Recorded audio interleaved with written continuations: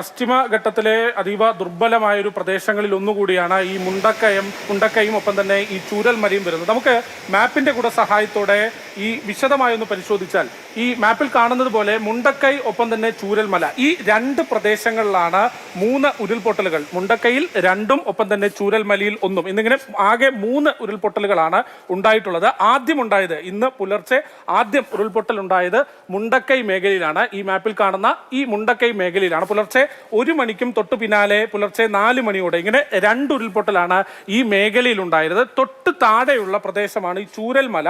അതൊരു ചെറിയ നഗരം കൂടിയാണ്. നമ്മൾ ഈ ദൃശ്യങ്ങളിൽ കാണുന്നത് ചൂരൽമല പ്രദേശം. ഈ പ്രദേശമാണ് നമ്മൾ ഇപ്പോൾ കമൽ ഉൾപ്പെടെ റിപ്പോർട്ട് ചെയ്യുന്നത് ഈ മേഖലയിൽ നിന്നാണ്, ചൂരൽമല മേഖലയിൽ നിന്നാണ്. അവിടെയും കനത്ത നാശം ഉണ്ടായിട്ടുണ്ട്. ഇന്ന് ഏതാണ്ട് രാവിലെ 6 മണിയോട് അടുപ്പിച്ചാണ് ഇവിടെ ഈ ചൂരൽമല ഭാഗത്ത് ഉരുൾപൊട്ടൽ ഉണ്ടാകുന്നത്. ഇനി പ്രധാനമായും എടുത്തു പറയാനുള്ളത്, നമ്മളിപ്പോൾ നിലവിൽ രക്ഷാപ്രവർത്തകരും ഒപ്പം തന്നെ അധികൃതരും മറ്റ് വലിയ തോതിൽ നാട്ടുകാരും ഒക്കെ തമ്പടിച്ചിട്ടുള്ളത് ഈ മേഖലയിലാണ്, ചൂരൽമല മേഖലയിലാണ്.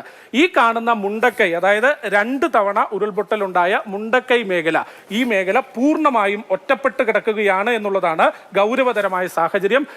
ഇവിടേക്ക് കൃത്യമായി രക്ഷാപ്രവർത്തകർക്കോ അല്ലെങ്കിൽ കൂടുതൽ നാട്ടുകാർക്കോ ഒന്നും തന്നെ എത്താൻ കഴിഞ്ഞിട്ടില്ല. ഈ മേഖലയിൽ നിന്നുള്ള കൂടുതൽ വിവരങ്ങൾ നമുക്ക് ലഭിച്ചിട്ടുമില്ല.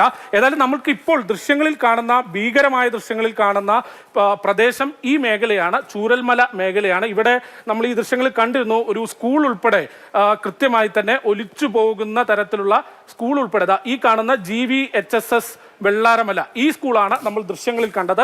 GVHSS വെള്ളാരമല. ഇവിടെ ആ സ്കൂൾ ഏതാണ്ട് മുകൾ ഭാഗം വരെ മണ്ണടിഞ്ഞ നിലയിൽ, ഏതാണ്ട് പൂർണ്ണമായും തകർന്ന നിലയിൽ ദൃശ്യങ്ങൾ കണ്ടു. അത് ഈ സ്കൂളാണ് GVHS വെള്ളാമല. അത് ഈ ചൂരൽമല പ്രദേശത്ത് തന്നെ, ചൂരൽമല നഗരത്തോട് ചെറിയൊരു കവലയാണ്, അതിനോട് ചേർന്നുള്ള പ്രദേശത്താണ് ഈ സ്കൂളുള്ളത്. ഏതായാലും ഇപ്പോൾ കൂടുതൽ രക്ഷാ ദൗത്യ സംഘം പോകാൻ ശ്രമിക്കുന്നതും ഒപ്പം തന്നെ രക്ഷാ ദൗത്യം കോൺസെൻട്രേറ്റ് ചെയ്യുന്നതും ഈ മുണ്ടക്കൈ ഭാഗത്തേക്കാണ്. അവിടെ എന്ത് സംഭവിച്ചു, ദുരന്തത്തിന്റെ ആഴം എത്ര എന്ന തരത്തിലുള്ള വിവരങ്ങളാണ് ഇനി ലഭിക്കേണ്ടത്. ചൂരൽമലയിൽ രക്ഷാദൗത്യം ഇപ്പോൾ പുരോഗമിക്കുകയാണ്.